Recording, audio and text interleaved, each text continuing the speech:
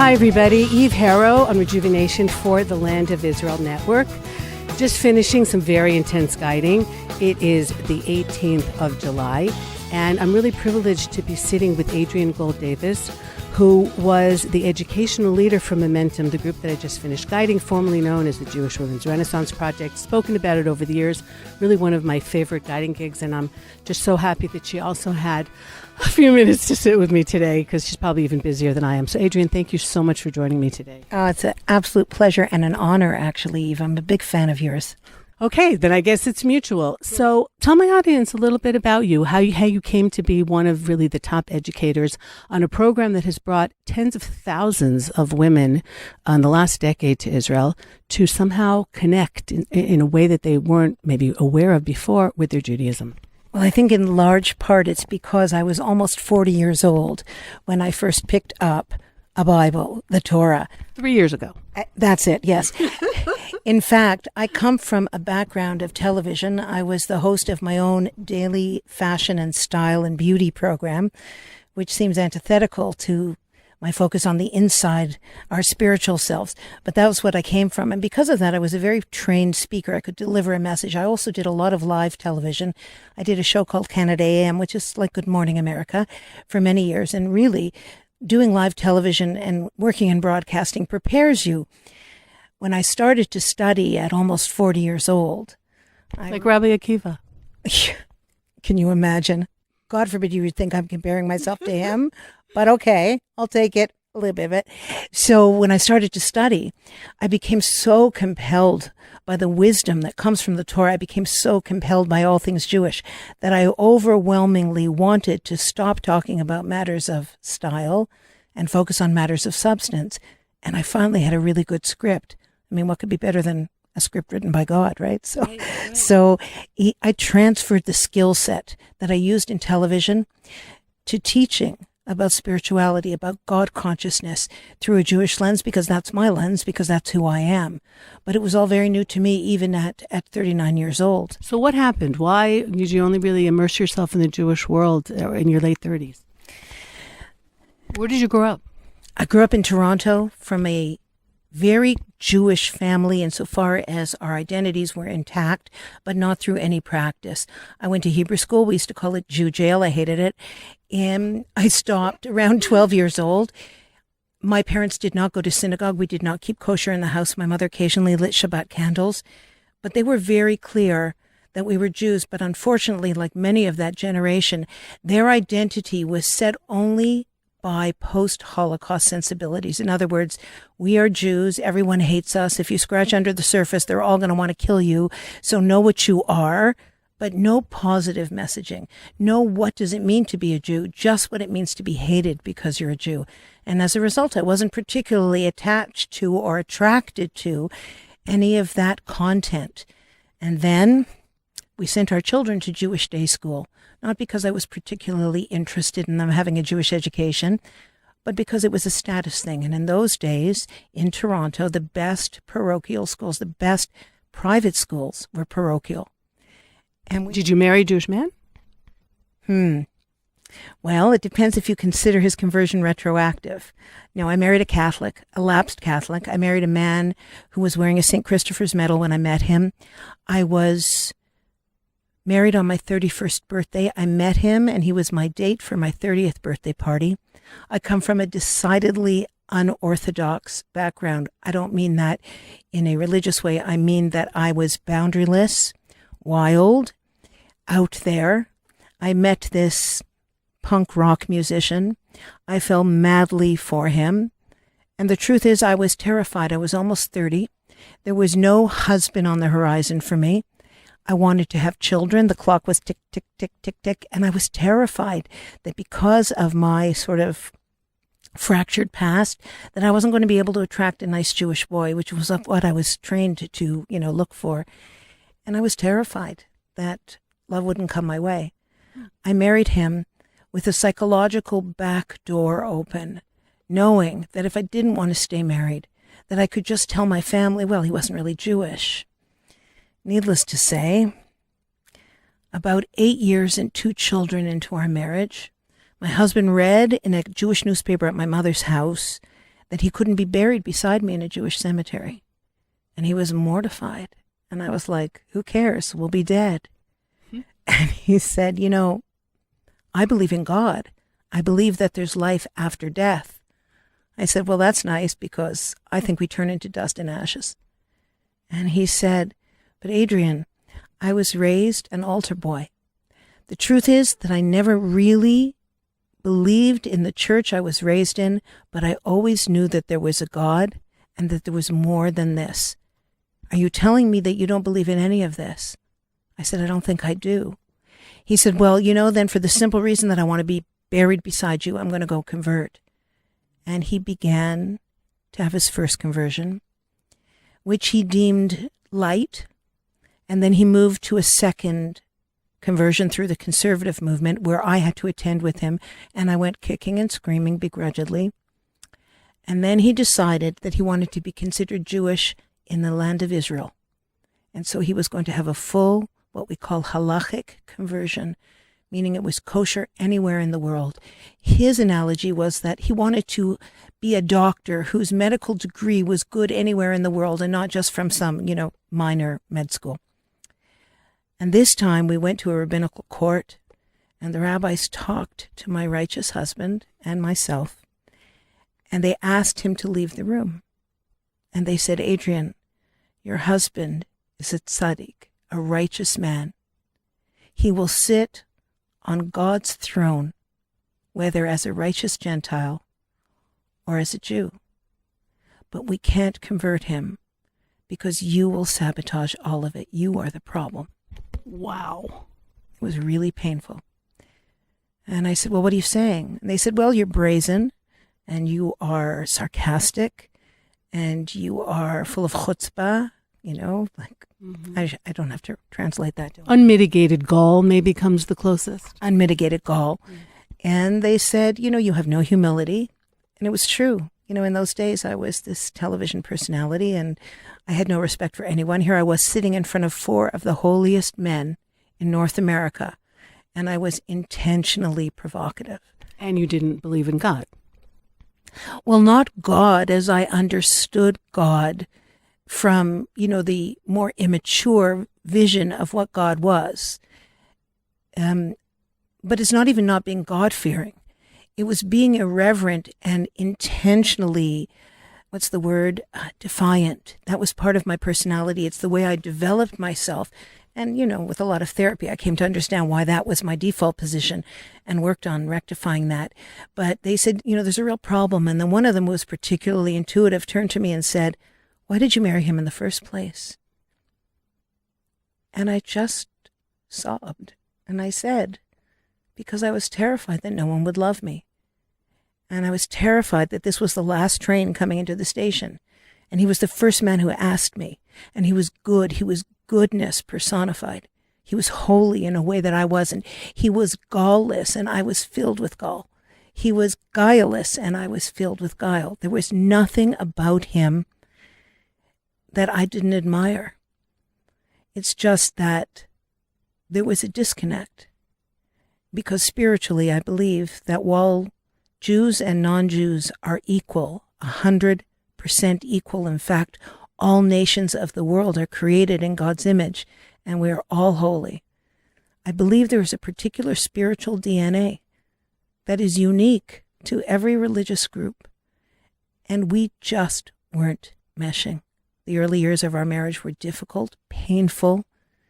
We used every cent we had earned at our wedding on marriage counseling, but there was this vague disconnect, I think largely because I left this emotional exit sign. I can leave if I want to. I was never really committed. And I didn't understand the purpose of marriage. That was something I learned studying Judaism. So when these rabbis said to me, unless you're on page, we won't set him up to fail. They said a righteous Gentile, they keep the 7 Noahide laws. They are guaranteed a place in heaven.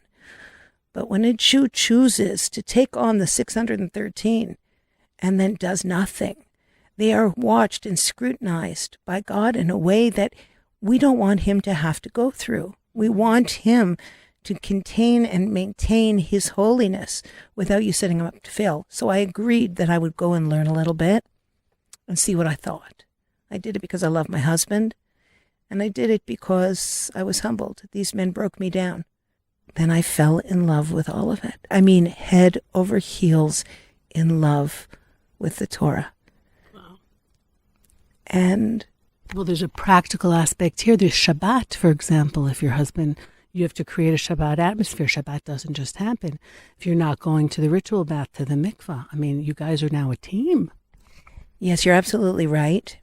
And I think in many ways, and I think your listeners would do well to listen to this, when a couple has something external to their inherently narcissistic desire to love and be loved, when there's something to talk about other than how rotten the kids were that day or how bad business is or how one isn't fulfilling the other's needs or whatever complaints couples have, when we went to study together, learning together gave us a dimension whereby we could grow as people together outside of what is generally a Kabbalistic feast. You know, this is a cannibalistic feast, I should say, where, you know, each is like... That was Freudian Kabbalistic. That was fully a Freudian. My slip is showing, that's for sure. Anyway, we grew together. We both decided together, which is very rare that a couple is on the same page at the same time, so that by the time my husband had his final Orthodox conversion, we were on page. And here I was still a television personality. I had to start covering my hair. I was going to the mikvah. I was keeping Shabbat kosher. I had to tell my bosses at the TV studio, I cannot work on Friday night. My contract at the network said host must be at the studio by 4 p.m. in the summertime and by 2 p.m. in the wintertime in order to prepare for the Sabbath. Naturally, you know, the broadcasters that I worked for were not Jews. I had a harder time with my Jewish bosses than I did with my Gentile bosses, who were only too happy to accommodate me, unfortunately, and had lists of holidays where I wouldn't be in. I hadn't even heard of some of these holidays yet. Who knew what Shmini Atzeret was when I started to learn? But they knew, because the lawyers researched this out of respect. And that's unfortunate that sometimes we get, as Jews, more respect from Christians than from other Jews, because they see that it's not easy to be a God-fearing person and to live your life like that, and they do respect that. Where are your kids in this whole story? So my children at the time were 3.5, 4 years old, and 7, and they absolutely came along for the ride. We made it beautiful for them as best as we could. They were still small, and so, you know, the way they operated through life was the way we did. We moved them into different schools, naturally. But, you know, I mean, a happy family has happy children. We were happy. Now, this is not to say that there were not, you know, some real changes later as they became teens, and today they make their own paths and choose their own way. One of the tremendous benefits about growing through spirituality with one's spouse is that when you're an empty nester like my husband and I are now, there is an intact relationship that survives the nest emptying, which for many, many women and many, many men is the beginning of the end of your marriage. That's right. When the kids leave, if everything was about the kids, then what do you have left to talk about? But you guys had started off on a journey because you started off maybe later than others. Well, we're all still in the middle of our journey, but perhaps there's an enthusiasm and an excitement because you have made a tremendous switch. Mm-hmm. So what happened? You went from the television into now teaching Judaism. So this is an interesting transition for me, and I consider it, I like to call it my Esther moment. You know how in the Purim story, Mordechai says to Esther, he says to her, you need to go to Achashverosh, to the king, her husband, and tell him that you are a Jew and that Haman is trying to sell your nation wholesale, not as slaves, but to murder them, and that you need to go and fess up about who you are. The name Esther actually was the name given to her because it means hidden or concealed. Her name was actually Hadassah. And so she says to him, but if I go to my husband and tell him, or go to him without being called, and it's been a month since I've been called, I can be summarily executed. And he says something powerful to her. He says, look, Esther, salvation will come to the Jewish people. It says so. The Torah says so. And if not from you, than from somewhere else. But who knows if this is not the moment for which you were put in the palace. Ulai la'et hazot higat lamalchut. Exactly, that's it is in Hebrew. And you, by coming with a skill set that is not usual, because, as you said, of your public speaking, of your ability to give a message across, so you come as the vessel is ready, and the message is just what's changed. Well, this is exactly what happened. On September 11th, I was still working in television, and I was driving carpool home from the school that I sent my children to, which was a 40-minute drive. And as I'm driving down the main drag in Toronto, I'm listening on the radio to this broadcast. And frankly, I thought it was the War of the Worlds. I thought it was some kind of a hoax. So I turned the radio station. It was there again. And I thought, well, maybe this is a collective Toronto thing. And then I turned it to the hip-hop station, and it was there too. And I thought, oh my. And I instantly panicked. This is a deeply Jewish response.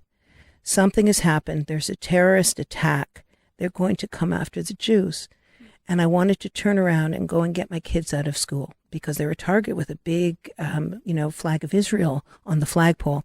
But I was a block from the synagogue that I attended, and I went in and I found the rabbis huddled around a television, and they were watching the program that I was on. The program that Mondays I wasn't on that show, but they were watching it.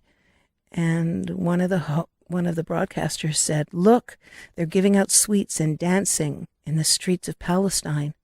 And I went crazy. I picked up my phone, I called the control room, and I said, "That's not Palestine, that's Israel.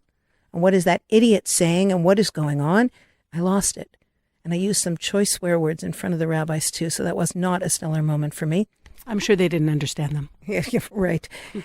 One of the rabbis said to me something that changed me forever. He said, "Adrian, I think this is your Esther moment." And I said, "What do you mean?" He said, "You're on live television. You can speak out. As things devolve, and they will, as the anti-Semitism rises around this issue, and they will be blaming Israel. They will say that, that all the Jews were away, pardon me, and that, this is Israel's fault. There was even that conspiracy theory that Israel did it. You can start speaking out." I said, "Well, how does that relate to being a fashion expert?" He said, "Listen, Adrian, this might be the reason you're in the palace of live television." Right. And I knew. And at that point, I began to commit career suicide. He would tell me how to integrate thoughts and ideas about God and Torah into my segments, even when they seemed irrelevant. And I got endless letters from Christians who thought I was a Christian because nobody but Christians mentions God on television. Wow, that's really intense. Yeah, it was really, really intense, and it was very provocative in some ways. And then I got a lot of hate mail and a lot of death threats and a lot of, funny comments. For example, my favorite was from a person in the Midwest of Canada said, "Tell Adrian Gold to get out of our republic and go back to Banana Republic, the fashion store where she belongs." Well, that's for an insult, it's a cleverly put one. It's my personal favorite, actually, and I got many of them. And I was warned, you're a style and fashion expert. Stop talking about ethics and morals and Israel. It's not your agenda. It's not your platform. So I'd stop for a couple of weeks, and then I'd begin again. And when my contract was up, it was not renewed. Quelle surprise, as we say in French. What a surprise. And at the same time, an article had come out about me in a Canadian magazine, a women's magazine, that asked the question, how can a religious Jew such as Adrian Gold, who cannot wear much of the fashion that's in style today, how can she be a fashion commentator? And they talked about me and what they called my spiritual makeover. And this is without interviewing you. It's about you, but not with you. No, I was interviewed. Oh, you were? I was interviewed. I allowed it a few months before my contract was broken. And so I finished my show. I stopped working on television. And this article came out at the same time. The timing was ideal.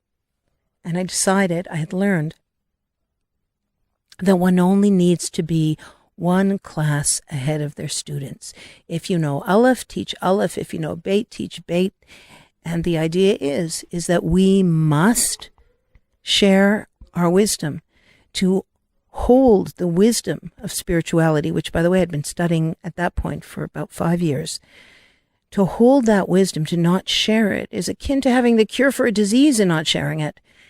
And I went to the rabbi and the rebbitzin of our synagogue, and I said, I want to teach women what I've learned. And they laughed. And I said, listen, I have a name. I'm famous. They will come only out of curiosity, and they will stay because of God's wisdom. And that's what happened. And for 14 years, I taught every single day of the week to women and developed a women's community in Toronto at the Village Shul in Toronto, a spectacular synagogue. And about 10 years ago, when Momentum, which was then called JWRP, the Jewish Women's Renaissance Project, started taking these life-changing trips to Israel, I went as the city leader from Toronto, and I would take a full bus of women every year. And then as they started to expand, Lori Palatnik, who is the founding director, said, I need another trip leader. And they asked me to come on board. And I would do 3 trips a year for them. And about 3 years ago, I joined the organization on a full-time basis. So some of the, I'm not in on all the lectures to the women, but from what I understand, from what I hear, you're also integrating a lot of the therapy that you went through, a lot of the changes that you've made in your own life, because all these women, all of us, are always going through something. There's some women who are relationship crisis when they're here, or there's something going on with their kids or their parents or themselves. And I think that you have taken everything that you have done in your life, not just the fashion, which you focused on now, but I think a lot of the more painful episodes in your life, the difficulties, whether it was in your marriage or with your parents or whatever it was, and you work that very, very heavily into what you talk to the women about. If it's a talk about shalom bayit, peace in the home, you didn't read that in a book. You lived that. And I think that that's what makes you a very, very powerful educator for these women, because you could be sitting in the chair in the audience. You were at one point, and now you're taking all this life experience, which was not easily gotten. And you're a survivor to some extent of a lot of it, and you're passing that wisdom through also. Well, that's a beautiful way of looking at it, but I would amend it slightly by saying I'm still sitting in the audience. Mm-hmm. You said earlier that we're all on a journey, and of course we are. But, the more accomplished one becomes in developing their midot, their character measures, the bigger the temptation to fall backwards. So while I have a certain evolved sense that comes with years and experience and therapy and wisdom and Jewish study, it's like going up a down escalator. If you stand still, you're at the bottom. If you just walk, you stand still. You have to push against the downward trajectory. So I am constantly in the audience learning from myself. Mm-hmm.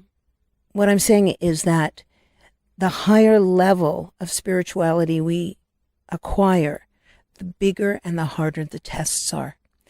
It's like if you are in grade 2 and you pass the test in grade 2, but grade 3 has the same test as grade 2, and so on, there is no growth. And so the level that you get to, the tests are in accordance to the level that you're at. Judaism sees spiritual growth as a ladder. For example, one of the metaphors most commonly used.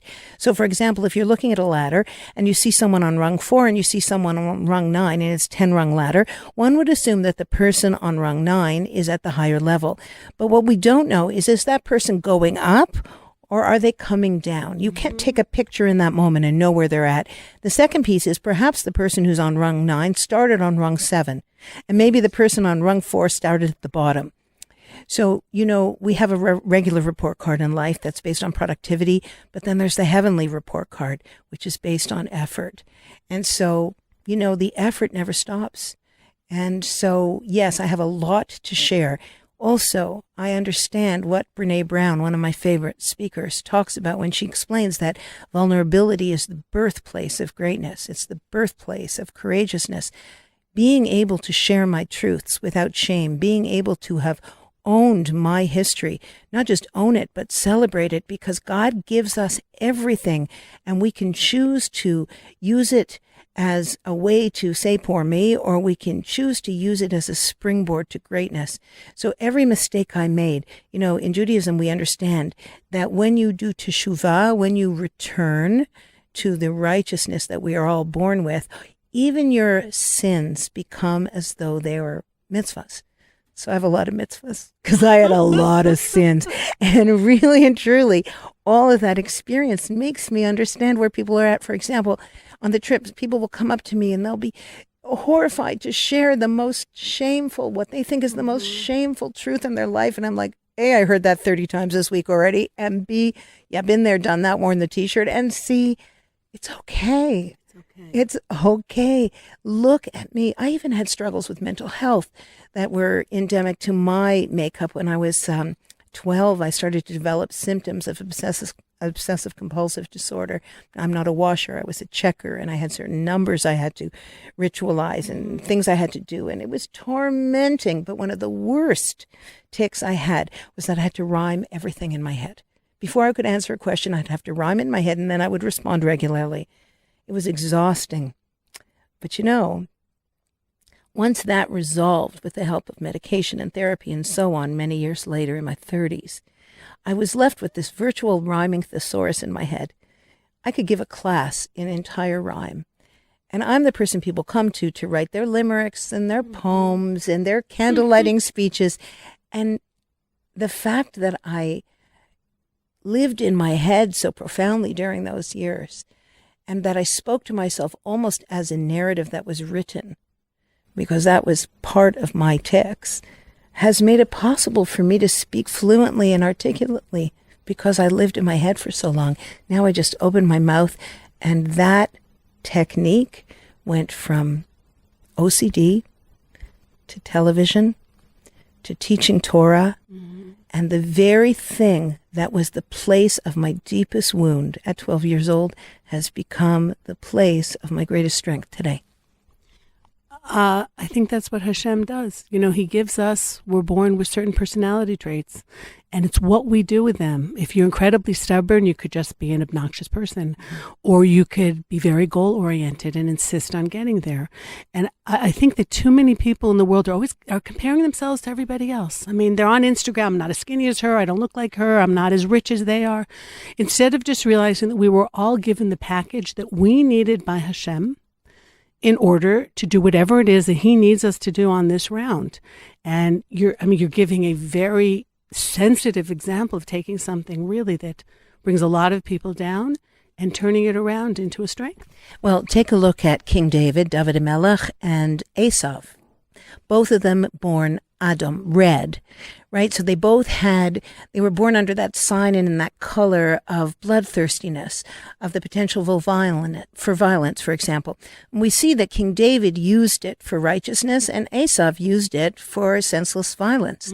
And so one of the things that we learn Jewishly is that two people can be born with the same predisposition, and it can be used appropriately or inappropriately. The Talmud tells us that if your child is born, with a thirst for blood, that you can train them to be a butcher, a ritual slaughterer. You can train them to be a moil, to do circumcisions.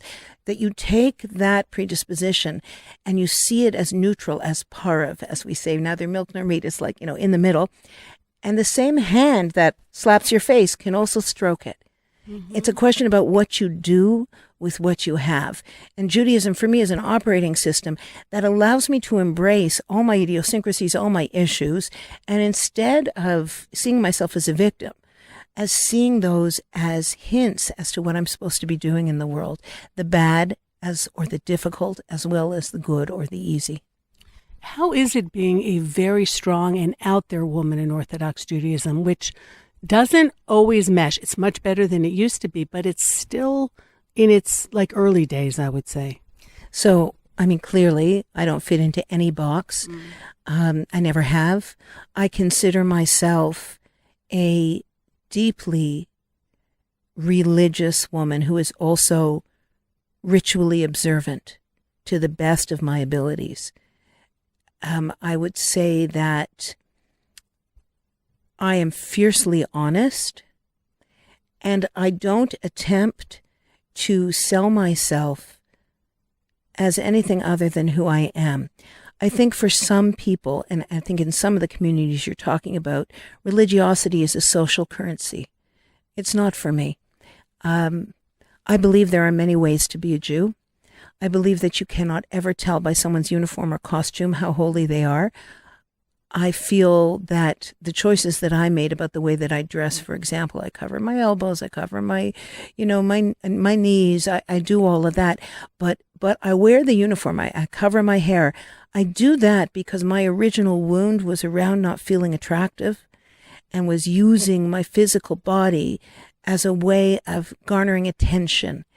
And so the first thing I wanted to correct was that. So I took on the Team Jew uniform so that I would look visually like someone who was God-fearing, if you will. The second thing, of course, that was important to me was speech, because I speak all the time. My tendency towards attention grabbing would have me, particularly when I was a broadcaster, saying the most outrageous things just to get more camera time. Just, the most vile and rude things just to get the attention on myself.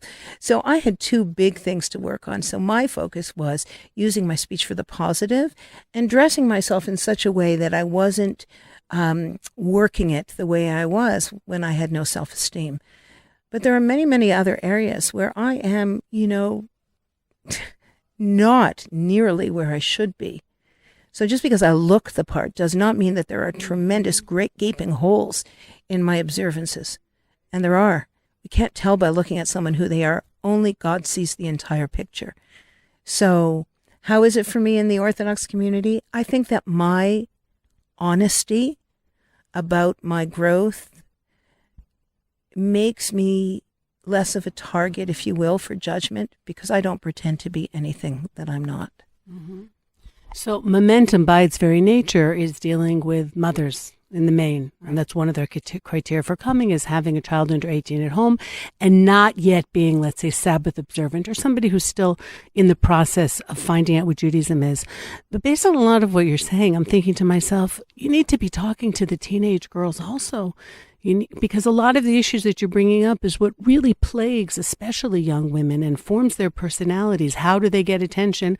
By dressing maybe in a way that's causing people to look at them, but not because of how beautiful they are, how bright they are, but because something's showing.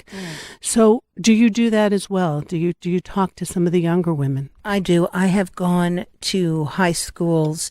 I have done bat mitzvah age groups. In fact, I say no to nobody when it comes to 12 to 14-year-old girls. If I can be there, I just go. I feel, though, and this is something that I tell the mothers, that if they don't listen to their mother, that they won't listen to me. They may be briefly inspired by what I say because my delivery is good and it's not their mother talking at them. But in the end, I tell the momentum women that they need to be the change they want to see. That means they're not to go home and to say, do I look fat in this skirt? Do these jeans make my butt look bigger than these jeans? And so on and so forth.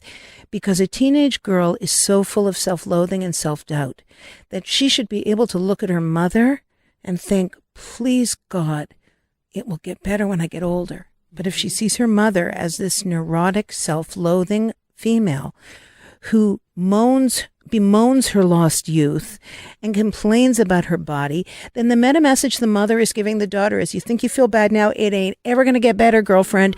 And so I tell the mothers, say to your daughter when she complains, I'm too fat, I'm too thin, I'm too this, too that, say to them, sweetheart, you are beautiful. And my prayer is that when you're my age, you feel as beautiful and as good in your body as mommy does.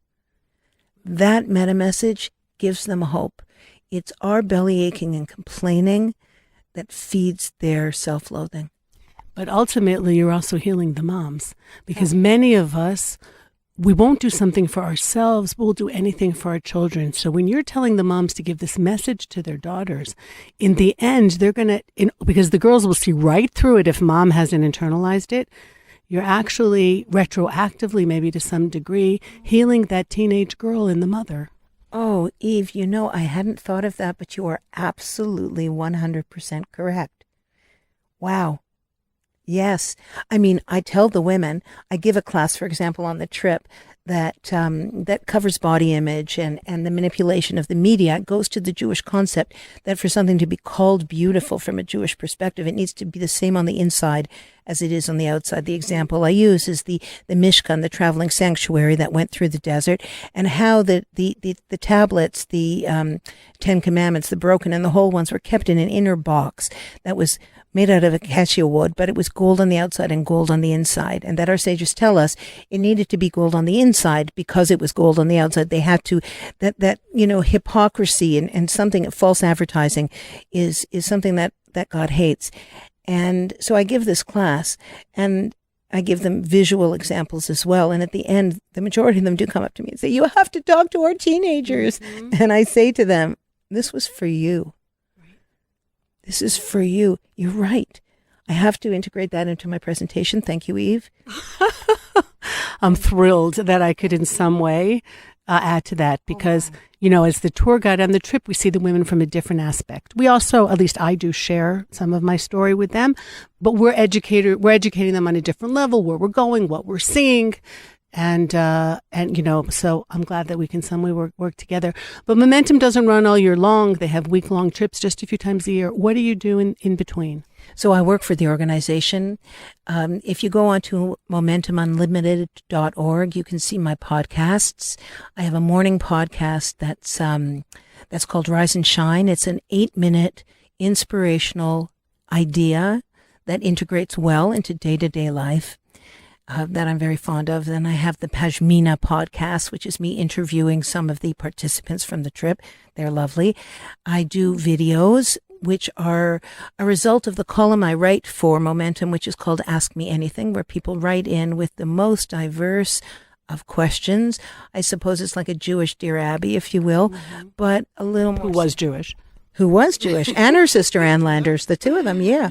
And then I have a video version of those as well. I travel around the world. Last year, I was in South America, I was in Australia, I was in Central America, I was all through America, I was in Europe. I speak as a way to go back to the communities who brought their cohorts on Momentum in order to keep that flame alive.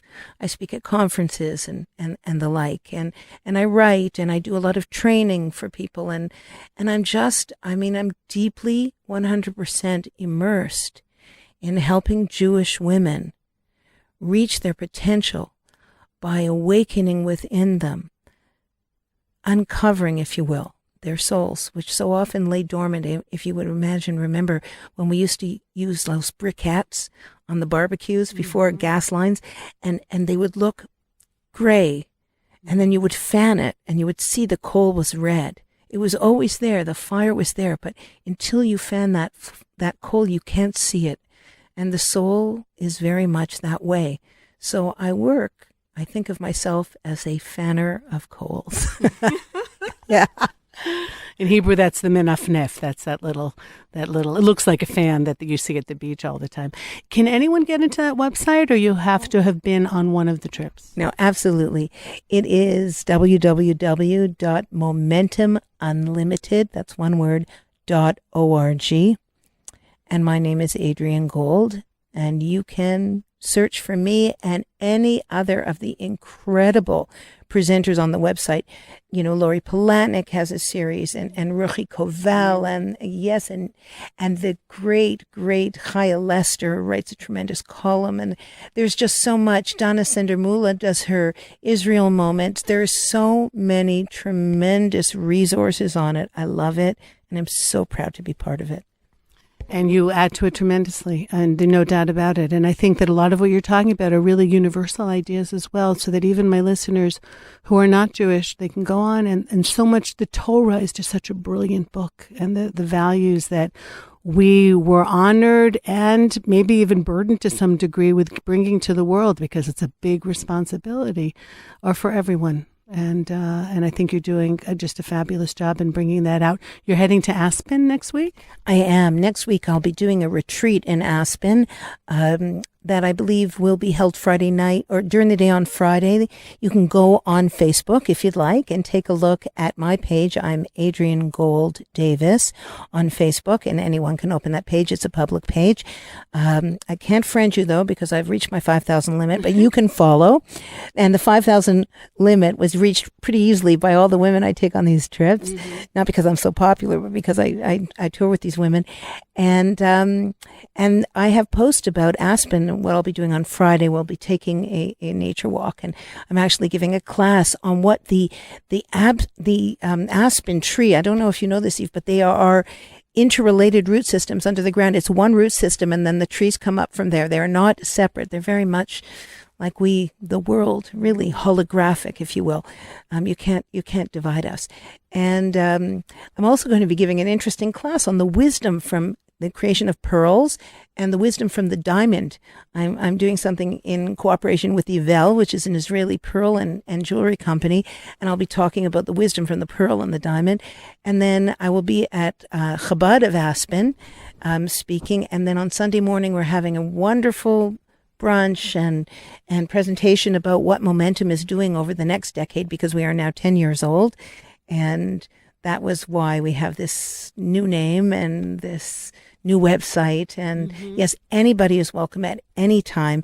And because in fact, whoever you are, wherever you are in the world, we were all created in the Almighty's image. And so therefore we are all brothers and sisters. And that, I think, is a great place to end this interview. Adrienne Gold Davis, thank you so much. I'm looking forward to working with you in the future. And people, if you, there's worse places to be than Aspen in July. And I was there 2 years ago in July.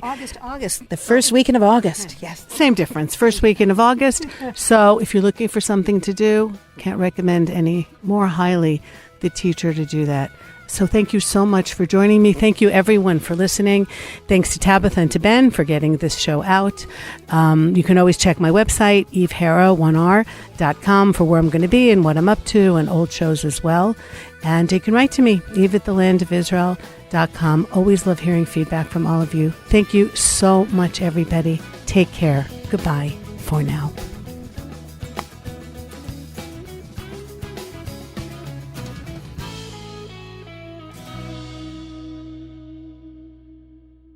The question is, why are the Jews there in the first place? The Jewish people have been yearning to return to their ancient homeland for a long time. The Yishai Fleischer Show, the voice of a new generation of pro-Israel activists. And there's only two kinds of minorities in the Middle East, armed or unarmed. Inspiring minds to think differently.